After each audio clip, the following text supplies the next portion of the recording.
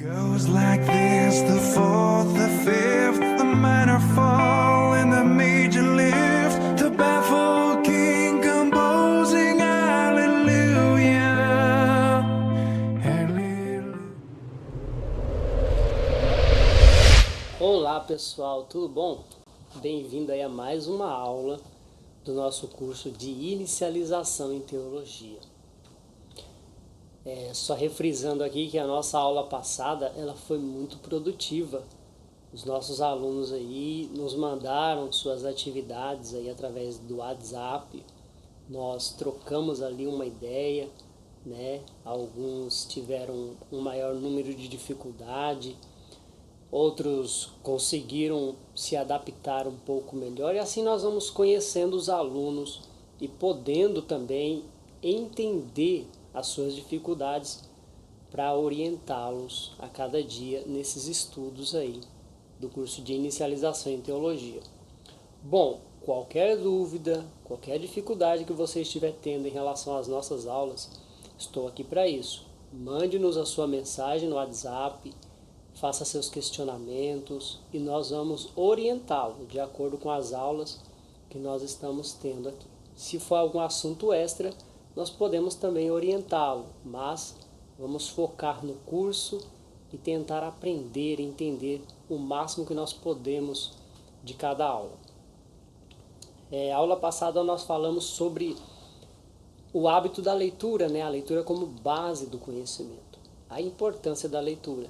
E hoje nós vamos estar falando aí sobre um pouco do que nós já vimos, que é a interpretação do texto. Ou melhor, o perigo da má interpretação de um texto. Se o texto ele tem uma interpretação correta, se o texto ele tem um caminho a ser trilhado para poder ser explicado da forma correta, então quais são as más interpretações e quais os perigos que isso tem nos dias atuais? Nós estudamos aí na grade curricular do curso básico, do básico ao avançado em teologia, uma disciplina chamada Seitas e Heresias. O perigo das más interpretações do texto cai justamente aí, nas seitas e nas heresias. Hoje nós temos um número muito grande aí de religiões, principalmente de raiz cristiana, né? De raiz aí migrada do cristianismo. E são religiões que pegam por vezes a palavra, as mensagens bíblicas, e distorcem e interpretam ao seu bel querer, ao seu bel prazer. Não sei se você sabe, mas a partir do ano 200 depois de Cristo já existia uma gama de material falsificado, materiais que foram considerados pseudo-epígrafos, ou melhor, falsos escritos, e foram banidos da Bíblia Sagrada. Bom, isso é matéria aí para curso avançado e bacharel em teologia. Não quero confundi-los nesse momento. A nossa proposta aqui é começar a entender a Bíblia para que não venhamos cair nesses delitos, nesses erros, onde essas seitas e essas heresias estão inflamadas aí com coisas abomináveis aos olhos de Deus. Bom, da onde se deriva o termo teologia? O que significa teologia? Né? Theo, em grego significa Deus. E nós vamos teologia, que significa estudo em grego também. Então você juntando as duas palavras, você tem teologia, ou seja, estudo de Deus, ou estudo sobre Deus. Mas nos dias atuais, o termo teologia ele toma uma outra forma. O termo teologia não se trata apenas de estudar sobre Deus, mas de tudo aquilo que envolve Deus, a sua palavra, religiões, tudo que se envolve missões e uma outra gama de assuntos que estão interligados a estes. Então, teologia, no tempo atual, não se trata somente de estudos sobre Deus. Para termos uma matéria, afinal, um estudo somente sobre Deus, nós temos nós temos uma disciplina chamada teontologia, dentro da teologia. Essa disciplina é uma disciplina que fala exatamente sobre Deus. É um estudo aprofundado sobre Deus, os seus atributos, a sua essência, né? Aquela questão, Deus é amor, Deus é juízo, enfim. A gente estudamos somente sobre a pessoa de Deus, tá? Para se estudar sobre o Espírito Santo, paracletologia, sobre Jesus, cristologia. E quando estudamos uma sistemática, nós conseguimos falar sobre a Trindade e vários outros pontos. Enfim, o perigo da má interpretação do texto começa onde? Primeiro, nós temos aí a aula passada que já foi a leitura. Então, o camarada não se adequar a uma boa leitura, ele infelizmente corre o risco de gerar más interpretações de texto. Desde acrescentar uma vírgula ou tirar um ponto, ele pode gerar uma outra interpretação para o texto. Segundo ponto que nós anotamos aqui é achar que já sabe tudo, né? Tem pessoas que infelizmente têm esse orgulho no meio cristão. O camarada não aceita ensino de ninguém. Se ele estiver em uma aula de escola bíblica, ele é o que quer falar mais, ele é o que quer mais explicar alguma coisa, dialogar. Ele quer dar aula no lugar do professor. E ele não tem essa capacidade, por quê? Porque quem não senta para ouvir não vai saber falar, não vai ter capacidade de falar. Então, bem-aventurado aqueles que sentam a ouvir. A melhor coisa na vida é ouvir. E você ouve, e você reflete, e você leva isso para o resto da vida como aprendizado. Então, se você acha que sabe tudo, né? Se a pessoa acha que sabe tudo, infelizmente ela já não vai aceitar mais a opinião de ninguém. Ela vai seguir as opiniões dela, para tudo ela tem uma opinião, para tudo ela tem uma mente já formada. Ela já acha que sabe tudo. Um terceiro perigo aí, para a pessoa criar uma má interpretação de um texto, é ela tentar adaptar o texto à sua pessoa. Nós entendemos que somos nós que devemos nos adaptar à palavra, e não que a palavra deve se adaptar a nós. Por exemplo, existem pessoas que cometem um determinado tipo de pecado, e como ela não quer parar com aquela prática, ela procura dentro da Bíblia um texto que venha confirmar que aquilo que ela faz é correto. E infelizmente, se nós pegarmos textos isolados na palavra de Deus, nós vamos achar apoio para tudo que a gente faz de errado. Porém, o grande perigo mora aí, querer adaptar o texto ao seu caráter, seu mau caráter. Querer transformar o texto, distorcer e fazer dele aquilo que ele acha melhor em fazer. Os falsos mestres, falsos doutores, na atualidade, eles utilizam textos, eles persuadem as pessoas através das suas más interpretações, porque são mau caráteres, e através dessas más interpretações, eles ensinam as pessoas do jeito que eles querem. Infelizmente, pessoas estão sendo levadas, ovelhas estão sendo levadas para o matadouro todo dia, porque não analisam as Escrituras. E a Bíblia diz, na própria palavra está escrito que nós erramos por não analisarmos as Escrituras. Então, a ideia é você analisar, é você se aprofundar. Ok? Então o que eu faço para não gerar más interpretações, para não correr esse perigo? Bom, a não ser que o sujeito queira gerar má interpretação, né, que é o caso de muitos hoje, o camarada já abre uma igreja, já adotando uma postura de textos más interpretativos. Né? Agora, quando nós não queremos gerar mal interpretação, para não correr esse risco de difamar a mensagem de Deus, de distorcer a mensagem de Deus, nós devemos seguir alguns pontos. Para começar, leitura. Análise com calma.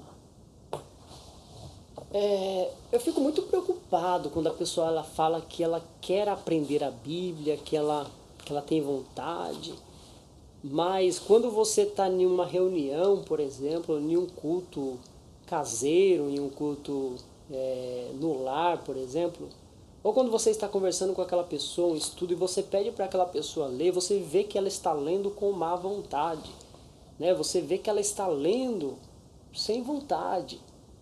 Isso daí vai acabar, sabe, com uma boa interpretação da Bíblia. Ou a pessoa lê com boa vontade, para ter um bom entendimento, ou ela não lê e deixa a outra pessoa ler, né? Então é complicado. Pessoas que dizem, eu quero aprender a Bíblia, mas no fundo você já sabe que na verdade é só papo furado. É só papo furado.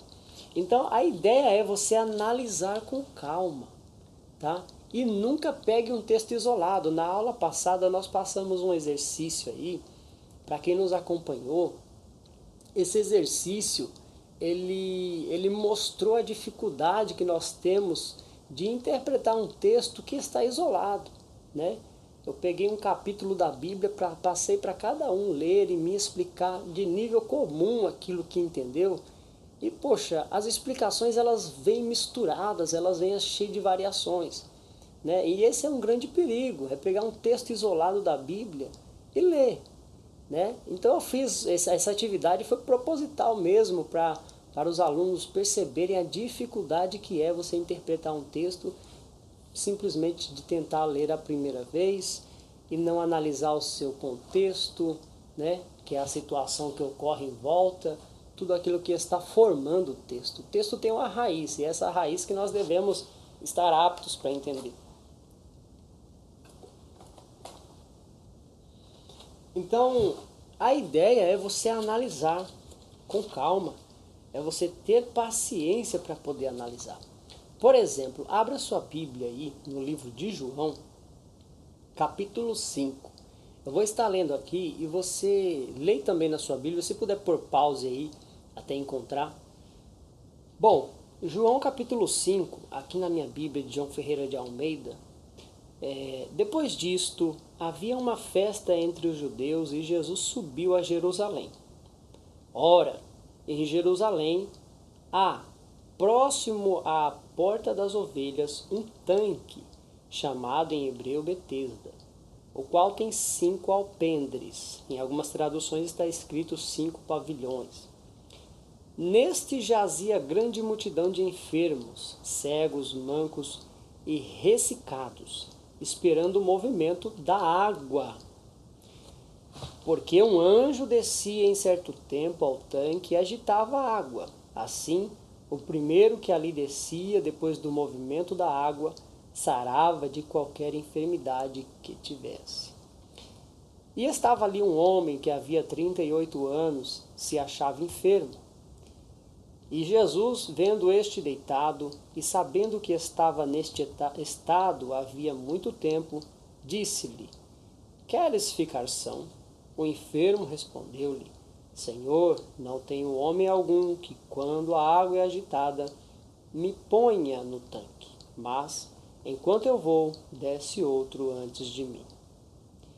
Jesus disse-lhe, levanta-te, toma o teu leito e anda. Logo aquele homem ficou são, tomou o seu leito e andava, e aquele dia era sábado.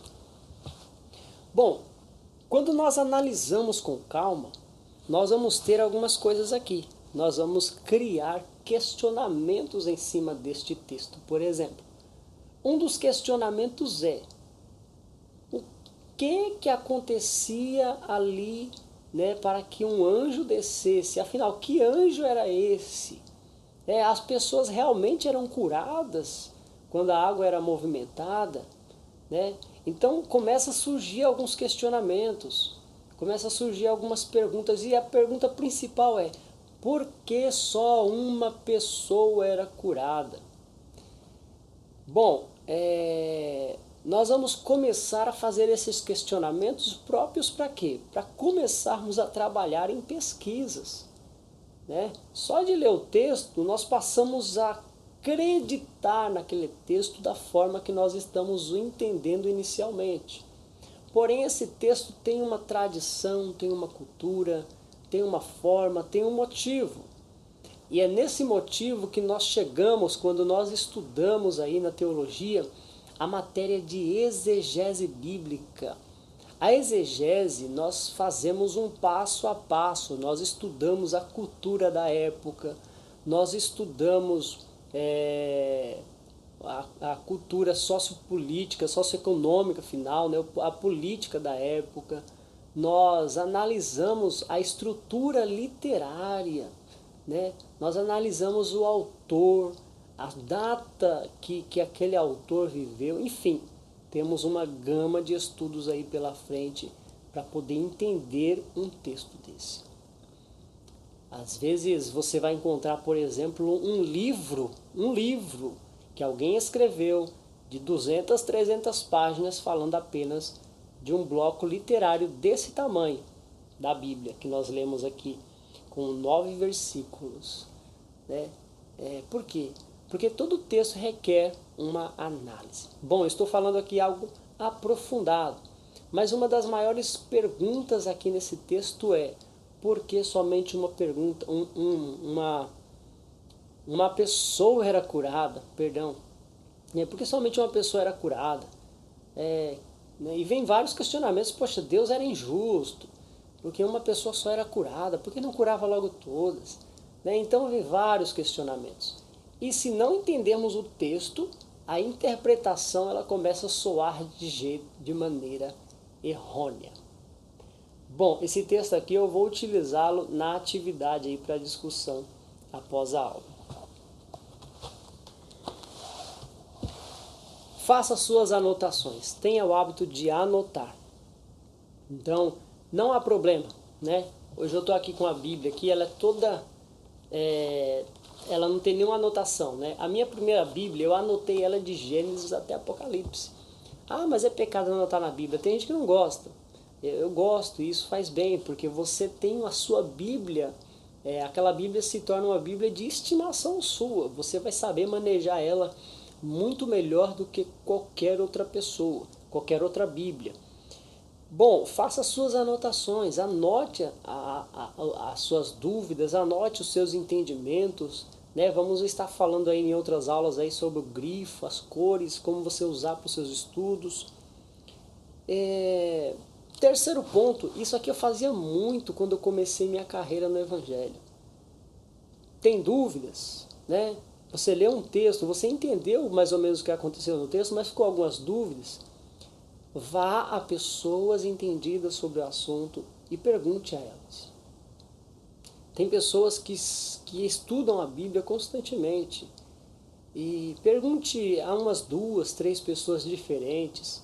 Comece a fazer suas anotações daquilo que essas pessoas estão falando para você sobre esse texto, o que elas entendem sobre esse texto. E chegue às suas conclusões. Vai estudando. Bom, nunca chegaremos a um resultado inicial, mas a nossa mente ela vai abrir. Nós vamos ter uma compreensão maior do texto. Nós estaremos abertos a novas discussões. Tá? Todo o texto bíblico, ele sendo bem trabalhado, bem elaborado, toda vez que nós o citamos, nós descobrimos algo novo. Descobrimos coisas novas sobre aquele texto. E nós vamos ter aí a última parte. Reflita sobre a leitura. É o famoso hábito de meditar. Não basta eu ler o texto, eu tenho que meditar no texto, eu tenho que parar, eu tenho que refletir sobre o texto, certo? Às vezes eu leio um texto, mas eu não estou a par do texto. Eu leio e eu vou fazer outras coisas, vou pensar em outras coisas. E isso faz com que o texto fuja de mim. Se eu quero manter o texto, se eu quero entender melhor, gravar a mensagem daquilo que eu aprendi, reflexão. A reflexão é muito mais prazerosa do que simplesmente o hábito da leitura. Você ler e refletir, isso potencializa muito mais o teu aprendizado. Reflita, pare e reflita, medite sobre aquilo, né? Comece a entender, lê o Salmo 119, né? Se lê o Salmo 119, reflita sobre o Salmo, pensa sobre cada versículo que você leu, imagine as coisas, né? Nós vamos falar sobre isso aqui agora. Prefira ler do que assistir TV. Ah, meu querido, mas na televisão hoje tem filmes aí sobre Jesus, isso e aquilo, não sei o quê. Gente, documentários é muito bom e nós recomendamos muito aí nas nossas aulas teológicas. Documentários, mas o essencial é a leitura. Hoje a televisão ela substitui muito a leitura de um bom livro, né? Pessoas aí que gostam de ler, eles sempre dizem, quando um filme do livro foi lançado, ele foi bom, mas não é a mesma coisa do livro, né? Então quando você lê um livro, antes de assistir o filme do livro, por exemplo, você está imaginando as cenas, você está se colocando no meio daquela situação, você está criando a cena na sua memória, você está deixando a tua memória trabalhar.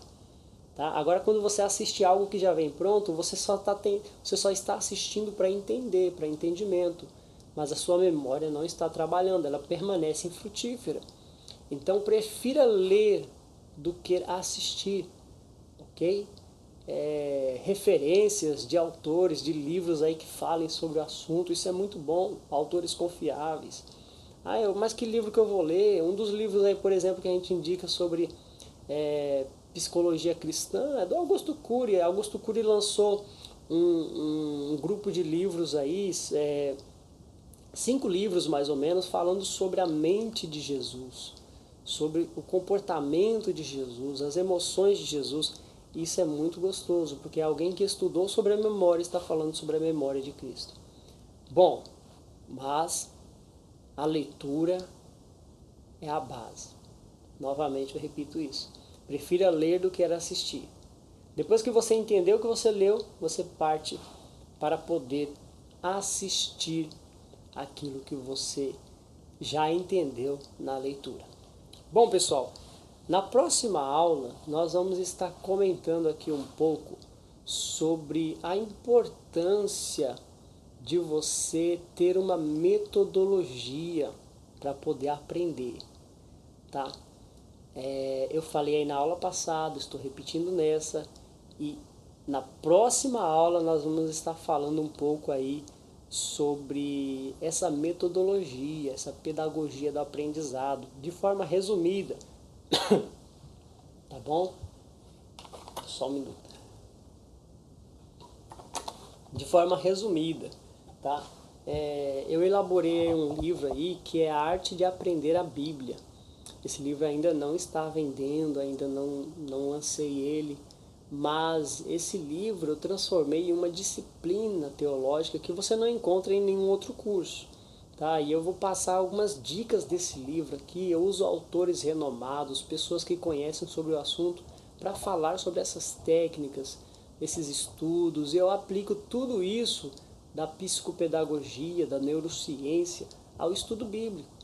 As pessoas que estão começando, por exemplo, elas precisam ter uma metodologia, elas precisam saber primeiro a estudar, para depois estudar, ok? E é esses pontos que nós estamos querendo mostrar ao aluno para que ele já inicie a sua carreira estudantil da forma correta, tá? Muitos alunos às vezes deixam para ver o conteúdo na última hora, fazer as atividades na última hora. Pessoas que até fazem faculdade ainda têm esse problema, porque ainda não aprenderam a estudar. Então existem gênios? Existem, mas nem todo gênio já nasceu gênio. Tem gênio que se tornou gênio com o passar do tempo, usando a memória da forma correta. Eu quero te dar uma informação muito massa aqui, que a nossa memória ela tem um conteúdo, ela tem um espaço tão grande de armazenamento que se nós vivêssemos 400 anos e estudássemos todos os dias, ainda assim nós não conseguiríamos encher a nossa memória. Então se prepara, porque essa jornada dos estudos bíblicos vai expandir o teu entendimento, vai te gerar desejo de estudar cada vez mais, de meditar na palavra de Deus cada vez mais. E enquanto estivermos juntos aqui nesse curso de inicialização, eu vou estar te mostrando passo a passo, para que você possa aprender, a princípio, a elaborar seus estudos aí na sua casa, a começar a entender a Bíblia da forma correta, a não gerar más interpretações e a depois até mesmo transmitir esse conteúdo com muita facilidade. Tá bom, pessoal? Gostaria de dizer que o nosso tempo já deu. Caso eu esqueça na próxima aula de falar algo aí, vocês podem me cobrar, que eu estarei explicando nos áudios, estarei passando aí todas as informações desse curso de inicialização que nós prometemos a passar. Deus os abençoe, tenham todos aí um ótimo dia aí, em nome de Jesus. Abraço.